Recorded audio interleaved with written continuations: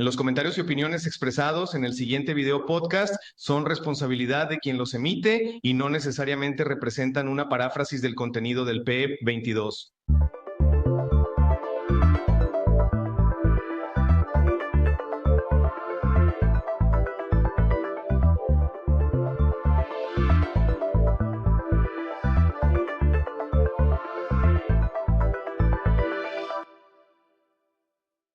Bienvenidos y bienvenidas a un capítulo más de la serie de podcasts Ejes Articuladores del Plan de Estudios de Educación Básica 2022 en su emisión segunda, que corresponde al eje articulador apropiación de las culturas a través de la lectura y la escritura.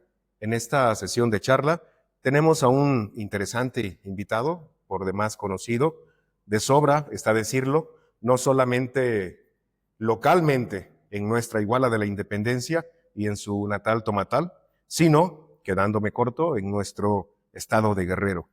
Estudió la normal básica en el Centro Regional de Educación Normal de Iguala Guerrero y lengua y literatura españolas en la Normal Superior de México. Desempeñó como profesor de primaria, secundaria y universidad. Actualmente, escritor con 15 libros publicados entre poesía, novelas, cuentos, el manual para perversos y el monográfico dedicado a su pueblo. Se dedica a presentar sus libros y a promover la lectura. Padrino de muchos, amigo de todos, poeta de lujo, edición especial de Caballero, escritor vigente, promotor cultural en activo, un histórico tomateco que viste y calza el don de la palabra. José Delgado Baena, el señor Cultura. Bienvenido, maestro. ¿Qué tal? Muy buenos días. Muchas gracias por invitarme a esta serie de programas que están grabando. Ojalá lo que yo aporte pues sirva de algo para el propósito que ustedes tienen. En nuestra entrevista de hoy dialogaremos en torno a unas sencillas interrogantes, pero de interesante respuesta, quizá si a su parecer se les antoja complejas. Por lo que, y dada su visión de creador en la materia, no únicamente en cultura, sino además en el fomento de la lectura y escritura, decidimos compartir con ustedes el enfoque de quien ha hecho de la literatura su forma de vida. Muy seguramente, los hacedores de la educación en las escuelas podrán nutrir su criterio con lo aquí compartido. Y ahora, si me permites, maestro, me gustaría iniciar con una pregunta cuya respuesta tuya pudiera darnos un piso base para poder continuar en lo sucesivo con otras preguntas en la entrevista. Bueno, si me permites, Sí, claro. yo quiero lavarme las manos y recordarte que ya hace muchos años que estoy fuera del servicio docente, desde 2009 que dejé el magisterio y que me he dedicado solamente a escribir y a dar a conocer mis libros, por lo que estoy como que fuera de onda con respecto a la escuela, a la nueva escuela mexicana le llaman, y su metodología, los conceptos, la filosofía, todo lo que tenga que ver con educación. Así es que espero que lo que yo diga y que tal vez tenga referencia a lo que practiqué y estudié hace muchos años, sirva todavía de algo.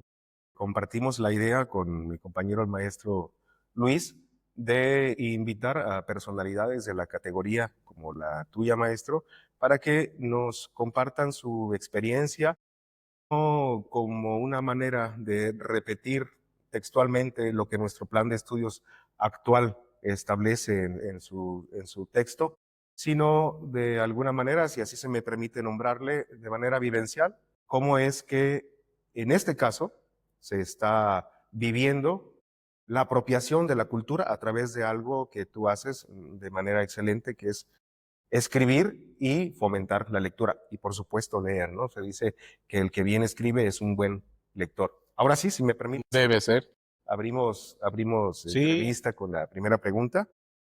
¿Qué debemos entender, maestro, los profesores o los hacedores de la educación por cultura? A ver, antes tenemos que decir que no solamente los maestros, los maestros, los padres de familia, las autoridades, incluso los sacerdotes, o sea, gente que tenga en su responsabilidad el manejo de seres que están a la expectativa de ver qué depositan en sus corazones y en sus mentes.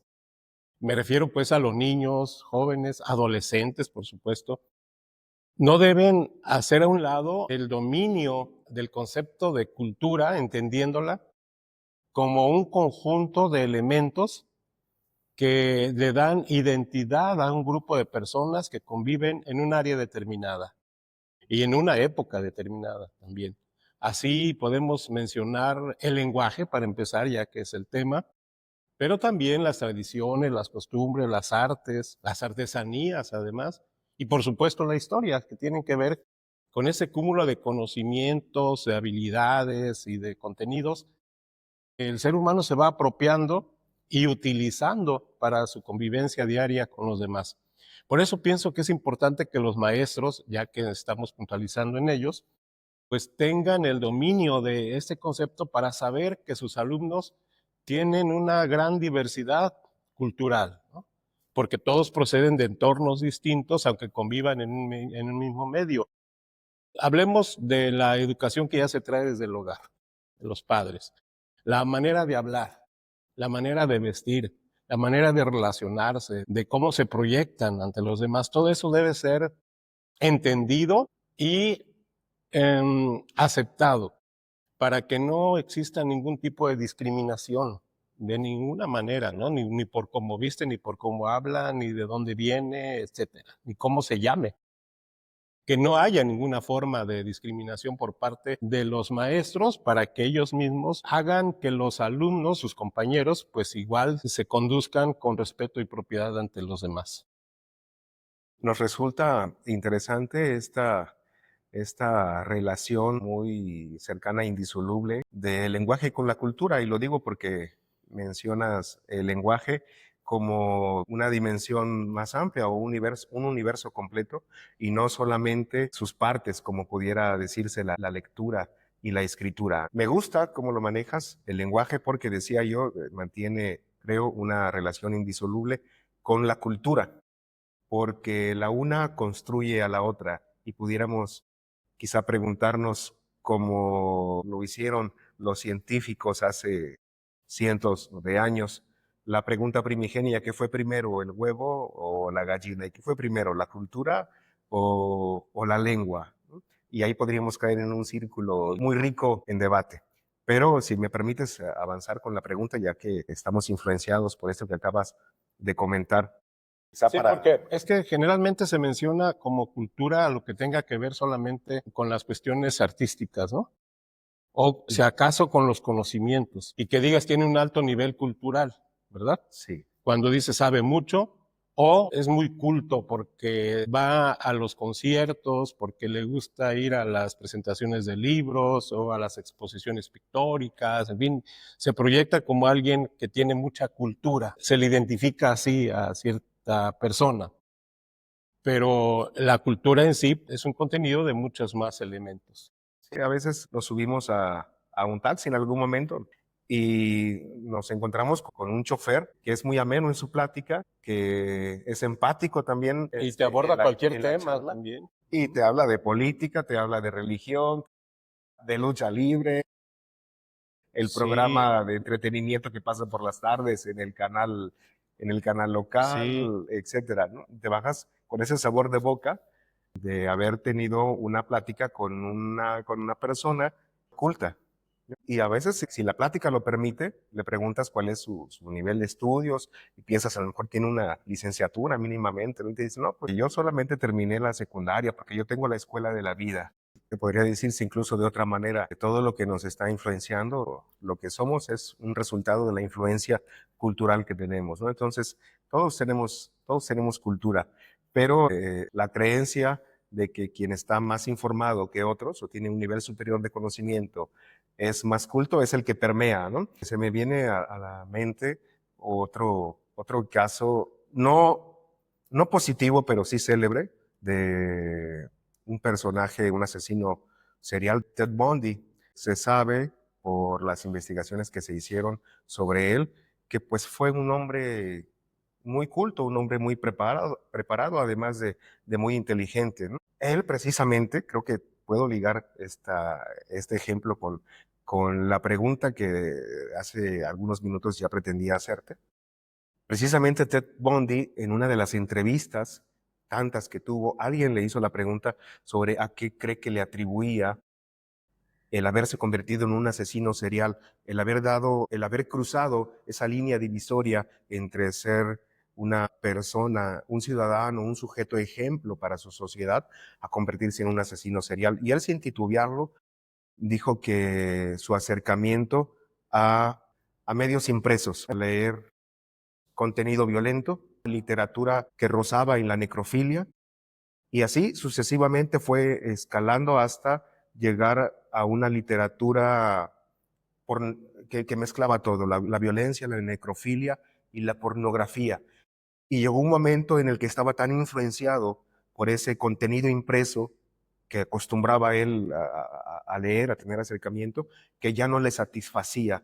Entonces se transformó y necesitaba él mismo hacer realidad todo lo que había leído. Y se me ocurre enlazarla con la siguiente pregunta, porque me parece un ejemplo curioso de cómo es que la lectura y la escritura, es decir, el texto como ejercicio de interacción entre el sujeto y la letra, puede transformar a una persona de tal manera que lo configura como un ser positivo para algunos y negativo para otros en el entorno social. Sí, La pregunta con la que la quiero ligar, que me parece muy ad hoc, es ante otros ejemplos que seguramente te vienen a la memoria, que quizá no tan extremos como este, y que a nuestros escuchas o visores también les asistirá en su mente. ¿Qué papel entonces debe asumir la escuela respecto a la lectura y escritura en la construcción de una maestro? bueno, si estamos de acuerdo con respecto a los elementos de lo que es el concepto de cultura, debemos pensar en una escuela que coadyuve, que propicie momentos de acercamiento de los alumnos hacia lo que es todo lo que está en su entorno y que signifique algo relevante para su crecimiento y su desarrollo integral. Pues si no estoy mal y de acuerdo con lo que yo practiqué y estudié, pues se busca la formación integral del individuo. Yo recuerdo ese tipo de expresiones donde estamos pensando no solamente en que el niño aprenda y sepa cosas, hacer cosas, sino resolver, actuar y convivir en su cotidianidad con apego a normas y a las reglas de convivencia en el medio donde se desenvuelve. Entonces la escuela tiene esa responsabilidad de hacer que crezca la empatía entre con los que convive y con los que no convive y que no son, digamos, de su círculo, ¿verdad? Porque debemos considerar, y fíjate que lo que al menos en la actualidad yo veo en México, que se le está dando mucha importancia a las comunidades indígenas y afroamericanas, creo que así se les llama, que nos hace ver que hay otro tipo de culturas, hay otro tipo de formación de seres que parecen diferentes a nosotros o a los que estamos acostumbrados a ver y con los que tenemos una convivencia diaria. Y entonces de pronto se relegan o se discriminan, por lo que decía en la respuesta anterior. Por eso yo creo que la escuela debe ser la que propicie que los niños se hagan de todos los elementos que tienen que ver con la cultura para que crezca esa empatía, como ya dije, con los demás. Finalmente de eso se trata, de que la escuela forme seres humanos íntegros, no precisamente que se les llene de conocimientos, que se les meta en la mente como en una caja, ¿no? Ahora apréndete esto, ahora apréndete aquello, sino que se vayan moldeando en sus intereses, sus necesidades, sus capacidades. Bajo el entendimiento de que la lectura y la escritura en las escuelas o en los maestros y maestras de las escuelas, en su ideario de la lectura y la escritura, debiéramos rebasar ese peldaño de concebirla solo como un ejercicio mecánico, ¿no? Como un ejercicio psicomotor fino, y transitar hacia el peldaño de que se trata de un ejercicio intelectual, tanto leer como escribir. Este ejercicio nos está enviando un mensaje porque finalmente ese es el objetivo principal de nuestro lenguaje, la comunicación social. nos está dando un mensaje de quien escribe que es un representante de su cultura, que quizás es una cultura distinta en lo universal a nosotros e igual en lo particular. Por eso, en este eje articulador hay sujetos con una filosofía que viene muy ad hoc a este enfoque. Déjame citarlo así. Tú tienes una librería gratuita, ¿no? Que está Préstamos fomentando gratuitos. la lectura. Ese es un caldo de cultivo para, primero, generar lectores y quizá, ¿por qué no en un futuro no muy lejano, posibles escritores? Y el solo ejercicio de estar redactando, que es, lo repito, un ejercicio intelectual, ayuda no solo a organizar las ideas del sujeto, sino ayuda a configurarlo como un sujeto que puede desempeñarse éticamente. Es que ese es el propósito principal, ¿no? La comunicación, la transmisión de las ideas a través de la lengua hablada o la lengua escrita. Y lo que se busca es que fluya de manera eficaz, que nos entendamos unos a otros, o que se dé a entender de la mejor manera. Y cuando un niño, estamos hablando en el entorno escolar, ¿no? Si un niño se apropia de la lectura, del gusto, de la afición, del hábito de la lectura, pues va a dar el salto a la escritura porque va a tener un bagaje de vocabulario que de pronto y de manera inconsciente lo va a utilizar porque tiene las herramientas ya que ha desarrollado a través de la lectura. Sí, y esas herramientas podríamos decir que evitarían, una vez que las use, que sabe usarlas, podría evitarnos la discriminación de otras culturas, ¿no? Que a veces sin expresarse de otra manera, con el simple color de piel, puede generar en algunas personas el rechazo, ¿no? Una persona, como decías tú al principio de esta entrevista, una persona culta, no quiero decir con un grado intelectual superior, sino una persona que conoce su cultura propia y la cultura que está alrededor, a través de la lectura y la escritura, puede ser una persona que no solo reconoce la existencia de los otros, la otra edad, sino que además la aprecia, la valora y la respeta. Los textos deben tener significado para los niños. Nada va a ser más interesante que le hables de lo que él ve. Aunque conforme vaya avanzando su nivel de lectura, pues se va a ir apropiando de textos más universales, pero por lo pronto con la localía, que le hable de las costumbres, de los niños, de la gente que él conoce, con los que convive, con los que son su cercanía, y ya después expandir un poco el universo. ¿Qué problemas sociales en materia cultural, según tu perspectiva, maestro, pudieran, te parece, ser abordados desde la escuela? Caray, fíjate que yo lo observo, y más como escritor, a mí me gusta observar porque lo que veo, lo que vivo, lo que oigo, lo que me cuentan, me nutre, me sirve para lo que escribo. Y desgraciadamente veo en mi comunidad, en el Tomatal, que hay muchos niños que andan en la calle o están sentados en la banqueta, ojalá como antaño, ¿verdad? Realmente conviviendo, pero que están en realidad perdiendo el tiempo. Niños que están fuera de su casa a altas horas de la noche, lo que indica que papá, mamá no tienen un cumplimiento de su responsabilidad. O si acaso la delegan en la abuela, la tía o alguien, un familiar, un vecino, no sé. ¿Por qué? Por la necesidad de trabajar, tanto mamá y papá, si es que existen los dos en el hogar. Entonces, ese problema de que vemos a niños en la calle desperdiciando su tiempo que pudieran aprovecharse de otra manera, yo creo que propicia el que caigan en malos pasos, llamémosle así, jóvenes, y hemos visto que jóvenes de 15 a 20 años andan metidos en cosas malas. ¿Por qué? Y ese es el problema social que es el que estamos viviendo. El que estamos viendo, de que son fáciles presas de la delincuencia, que hay que decirlo directamente. Entonces, la escuela, ¿qué debe hacer? Porque cuando vemos a un niño así, cuando nos encontramos a un delincuente así, decimos, ¿y qué no pasó por una escuela?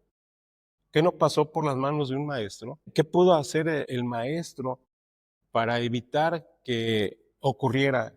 Desafortunadamente nos está ganando también la batalla la tecnología. Nos están ganando la guerra los celulares, los teléfonos celulares. ¿Qué debe hacer la escuela? Pues desgraciadamente también maestros y hasta padres de familia están atrapados en este vicio del celular, del teléfono. Por un lado los que están fuera y por otro lado los que están dentro, ¿no? Los que sí están en casa, pero no están dedicándose a actividades que sean de provecho para ellos, sino que están, yo lo veo, te digo la verdad, veo a niños que porque el papá diga no me esté molestando, le dejan el celular y ahí están viendo videos y a lo mejor navegando en páginas en las que ni siquiera deberían hacerlo. Debemos entonces luchar contra eso. Es una guerra, definitivamente, es una batalla que se debe hacer a través de la escuela porque no nos imaginamos, o a lo mejor sí, hasta dónde puede repercutir en la problemática social el descuido de los niños, tanto los que andan en la calle como los que están dentro, pero no se dedican o no se ocupan del tiempo como debe ser, ni bajo la guía de un padre de familia y mucho menos orientados a hacer un lado el teléfono. Fíjate, maestro, ahora que mencionas que la tecnología nos está ganando terreno, nos está ganando la batalla, y citas como ejemplo de ello a los celulares, ¿no? Me viene a la mente, ¿qué retos visualizas en la formación de nuevos lectores y escritores en estos tiempos? Bueno, voy a hilar un poquito para decirte que afortunadamente o infortunadamente también teníamos pocos materiales para acceder a la lectura. Y digo afortunadamente, no estaban contaminados, como que eran más limpios, más puros, ¿no? Era más significativo para ti, porque no era, ¿cómo se dice cuando decimos que no dura mucho? Efímero. Exacto, no era tan efímero como es hoy. Lo que lees lo que lees en internet, hay mucha información muy valiosa, ¿no? Que sí puedes utilizar para beneficio lo que se publica en las redes. Pero sigue siendo así, con esa palabra, efímero. Lo que ahorita en la mañana está vigente, para en la tarde ya pasó a ser parte de la historia. Del pasado. Y me... ¿Qué retos visualizas Ajá. en la formación de nuevos lectores y escritores? Te decía, en estos tiempos en los que el caldo de cultivo para los lectores es muy distinto a esa época de oro en la que tú te formaste como lector. Estamos enfocando toda la conversación hacia la función de la escuela, ¿no? Sí, En beneficio de los niños y por supuesto de la sociedad. claro. Y te diste cuenta que sonreí y lo sigo haciendo porque pues yo no sé si vaya a encajar una espinita por ahí en una uña y que alguien respingue. Pero para que la escuela sea realmente impactante en la formación de lectores y escritores, deben primero los maestros ser lectores y escritores. Me quedo un poquito en silencio porque pienso si lo digo o no, pero yo me atrevería a apostar de que de cada 10 maestros, si acaso uno lee, 2 máximo, cada 10. Y si acaso leen los materiales que necesitan para estar informados y actualizados en lo que es su trabajo.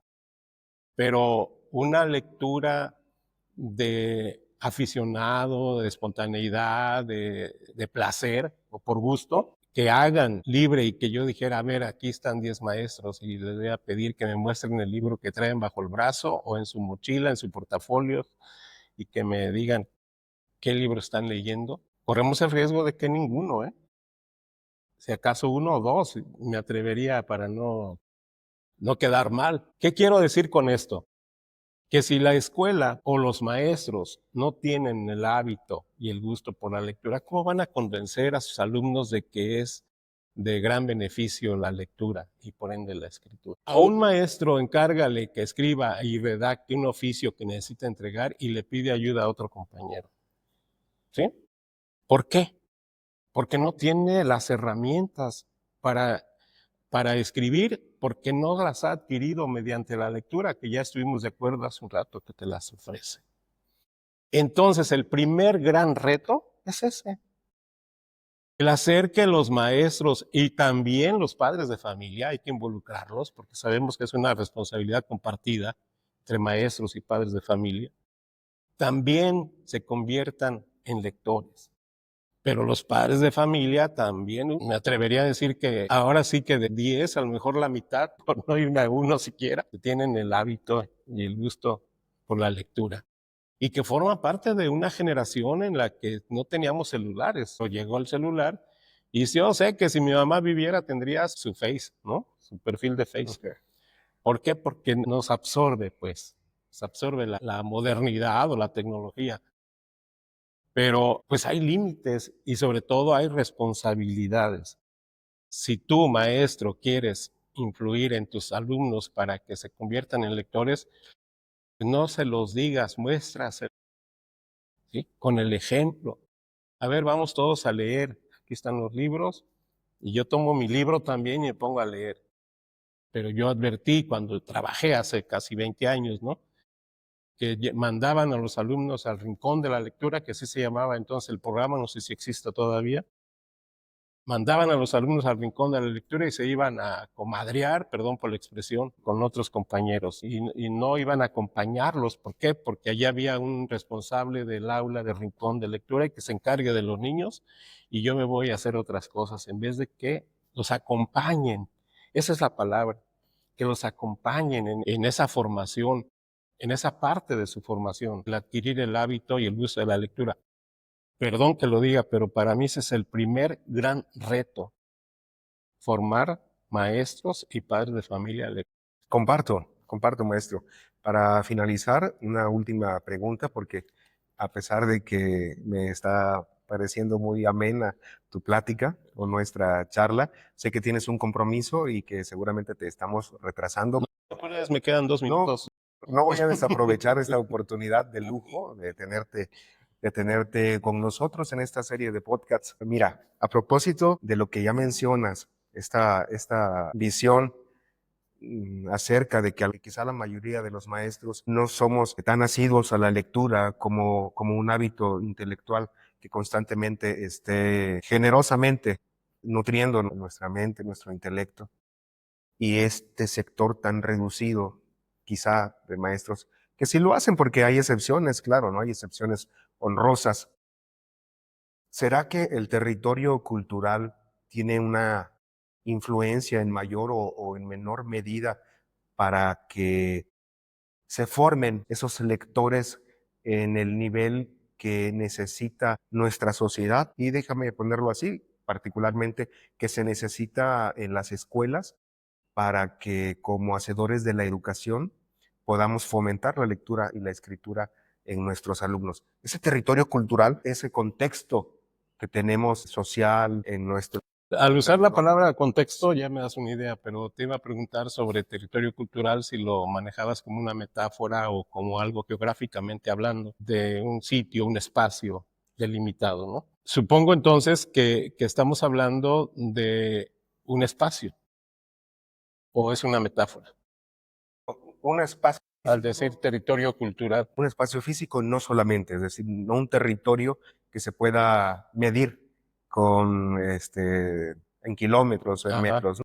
Sino todo aquello que confluye dentro de ese territorio, que es cultura, ¿no? Que le da una identidad cultural, que es su lenguaje, sus costumbres, sus creencias, su ideología, su cosmovisión, los hábitos de convivencia que tienen entre ellos, sus saberes ancestrales que permean actualmente, ¿no? Y los que se van adquiriendo con la influencia de los medios que nos proveen de información de manera actual. A eso tratamos de referirnos con Ajá. territorio cultural. Sí, y estamos partiendo de la función de la escuela. No me canso de decirlo porque pues definitivamente es un proyecto que tiene interés en descubrir qué caminos o qué propósitos se pueden plantear para que se logre un objetivo determinado, ¿no? Y aquí estoy viendo que la escuela podría fomentar en los alumnos el gusto por las artes y también despertarles una vocación con respecto a un oficio. digamos. ¿Para qué? Para que los niños y los jóvenes, los adolescentes, sientan que tienen una perspectiva a futuro de ser útiles, de no decir, pues no sé qué voy a hacer de mi vida. Ya sabemos que ahorita hasta niños que dicen, no, pues yo voy a ser sicario, ¿poco no? Sí. ¿Por qué? Porque les hace falta tener en su corazón y en su mente un concepto de un futuro útil, que ellos puedan ser útiles a la sociedad y a las personas con las que convive. Entonces yo creo que la escuela debe servir, porque desgraciadamente no lo hacen las autoridades, ¿no? Ni locales, ni estatales, porque lo ideal sería que hubiera en cada colonia, en cada comunidad rural, que hubiera una casa de cultura en donde se impartieran cursos y talleres de diferentes temas, áreas. Por ejemplo, aprender a tocar guitarra, aprender a bailar, algún deporte en donde les enseñen algún oficio, pero en cada colonia, no sé si tú has visitado colonias de la periferia de nuestra ciudad y te das cuenta de que hay un completo olvido, porque ellos no pueden venir al centro de la ciudad, a los talleres de la maestra Lupita o a los de Mayra, no pueden venir. Estos talleres están dirigidos al núcleo urbano, al centro de la ciudad. Pero en las colonias y las comunidades rurales donde se gesta otro tipo de seres humanos que quién sabe en qué vayan a parar. Por eso repito, la escuela, si no la hace el gobierno, las autoridades, la escuela debería tener un espacio en donde se ofrezcan ese tipo de formaciones para que las generaciones futuras o los niños, los jóvenes salgan con una idea de que pueden eh, desarrollarse en una rama del arte o en algún oficio. Maestro, muchísimas gracias por asistir a este video podcast. Me sentí muy a gusto con tus opiniones, con este ambiente de cordialidad y de amabilidad que siempre generas con todas las personas que conviven contigo. Lo sé porque te conozco, y me sentí de pronto muy poquito como que en un ejercicio de rareza, porque decirte maestro que lo eres, pero más eres mi amigo. Con lo Exacto. cual me siento muy honrado, ¿no? Y he aprendido. No. El agradecido y honrado soy yo. La verdad es que siento que nos hemos quedado cortos. Hace falta profundizar un poco más en estos conceptos, en estas intenciones y propósitos que buscan vincular de una manera más adecuada y formal a la escuela con la comunidad. Es importante que se piense que los niños no llegan a tus manos para que simplemente los cuide, los entretenga, sino que los formes. Y para que cuando salgamos a la calle y nos encontremos a nuestros exalumnos, no digamos, pero ¿qué hice con este pobre? O al contrario, digas, me felicito por lo que pude haber aportado en la formación de este gran ser humano que estoy viendo. Seguramente muchas de las personas que nos están viendo y escuchando comulgan con eso y asisten a tu razón, porque tú nos has dado ejemplo a través de lo que has escrito, de lo que has publicado, cómo es que a través de lo que se escribe y de lo que leemos nos podemos conocer de manera tan íntima, la mejor de todas, la intimidad de nuestro intelecto. Muy agradecido. Muchísimas gracias, queridas maestras y maestros. Nos vemos próximamente en un siguiente capítulo de esta serie de podcasts, Ejes Articuladores del Plan de Estudios de Educación Básica 2022. Hasta pronto y muchas gracias.